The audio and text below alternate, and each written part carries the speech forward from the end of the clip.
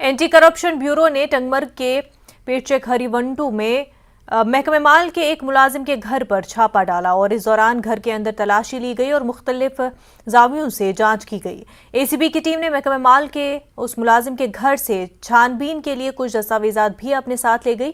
ताहम अभी तक ये पता नहीं चल पाया है कि इस मुलाजिम के घर पर किस मामले पर छापा मारा गया है। एंटी करप्शन अदालत अनंतनाग के खसूसी जज जावेद आलम ने महज 500 रिश्वत लेने की पादाश में एक पटवारी को 18 माह की कैद और 15,000 जुर्माना अदा करने की सजा सुनाई।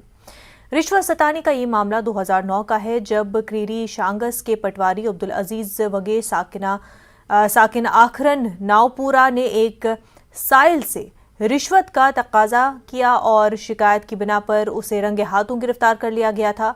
एसीबी के special public prosecutor Ejaz Ahmed ने केस की तफसीलात बयान करते हुए कहा कि अदालत का ये फैसला रिश्वत सतानी पर काबू पाने में काफी कारगर साबित होगा।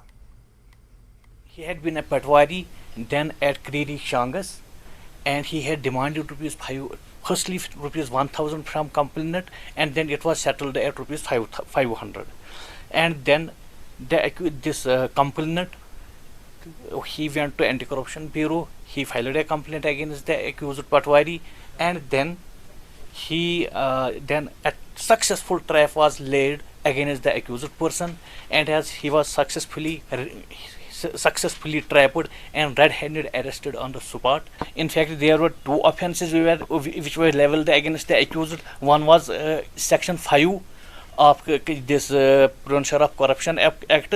Under that offence, 1.5 years, that is 18 months sentence has been given to the accused, and under section 161 of RPC, this punishment of 1 year has been awarded to the accused. In addition, fine of 10,000 has been imposed under section 5(2) of this Prevention of Corruption Act, and rupees 5,000 fine has been imposed. Anantnag में बड़े घोटालों से मुंसलिक ज़ेर इल्तवा मामलात के सिलसिले में पूछे गए एक सवाल के जवाब में कहा गया कि एंटी करप्शन कोर्ट ने इन मामलात के निपटारे में काफ़ी पेशरफ्त की है। यहाँ पर बहुत सारे बड़े बड़े केसेस, जो बड़े बड़े स्कैम्स है, उनके जो केसेस है वे पेंडिंग डिस्पोजल हैं बिफोर द ऑनरेबल कोर्ट। इनमें सबसे बड़ा केस है अनंतनाग रूरल डेवलपमेंट स्कैम 93 में जो रजिस्टर हुआ था केस, और तकरीबन 97 में चार्जशीट फ्रेम इसमें फाइल हुआ था कोर्ट में। तब से लेकर आज तक वो यहाँ पर पेंडिंग है डिस्पोजल।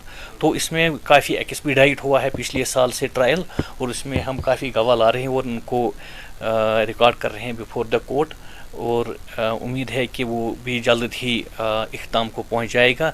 इसके अलावा भी और भी बहुत सारे केसेस हैं जो पेंडिंग चार्ज थे, उनमें भी जैसा बड़ी मेहनत कर रहे हैं और उनमें हम बड़ी मेहनत कर रहे हैं। कोर्ट के साथ भी पूरा